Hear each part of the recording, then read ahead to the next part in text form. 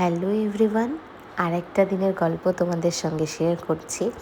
আজ সকালবেলা এই দিদি চলে এসেছিল আমার বাড়িতে।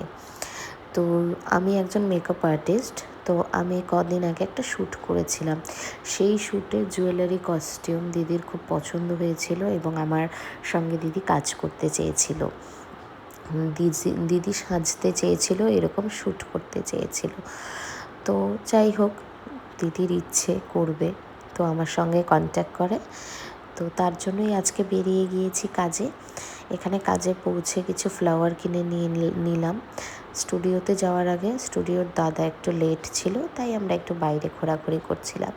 এবার এসে সবাই সবার সঙ্গে একটু পরিচিতি হয়ে নিল, তারপর লেগে গেলাম কাজে। কাজটা ছিল একটা শ্যুটের। হঠাৎ কাল দিদি আমাকে মেসেজ করলো, আর আজই শ্যুটটা হয়ে গেল।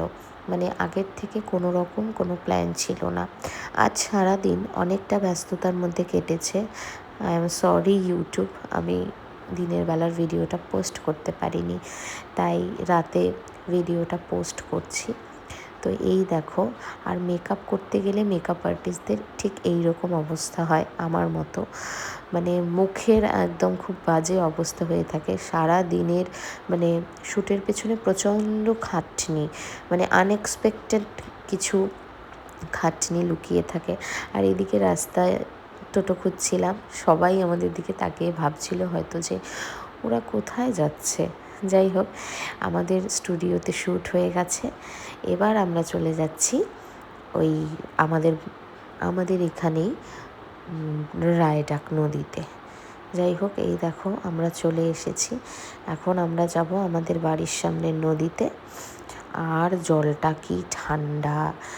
এমনি শীতকালে নদীটা জল শুকিয়ে যায়, কিন্তু গরমে অনেকটাই জল থাকে। যাই হোক, এটাই ভালো সময় শ্যুট করার, তো তাই করে নিলাম এখানে শ্যুট।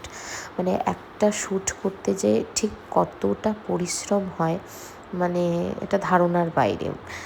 আর আউটকাম কতটা আসবে সেটারও একটা ব্যাপার থাকে। এই তো শ্যুট শেষ হয়ে গেল, এখন আমরা চলে যাব যে যার বাড়ির উদ্দেশ্যে। বাড়িতে এসেও রেহাই নেই। আর দেখো আমাদের 12 সানসেট, কি সুন্দর না! বাড়িতে এসে আবার আমার ডান্স ক্লাস ছিল, তাই বাচ্চাদের এসে আর রেস্ট নিতে পারিনি, ক্লাস শুরু হয়ে গেছিলো। এই তো আজকের দিনটা এভাবেই কাটলো।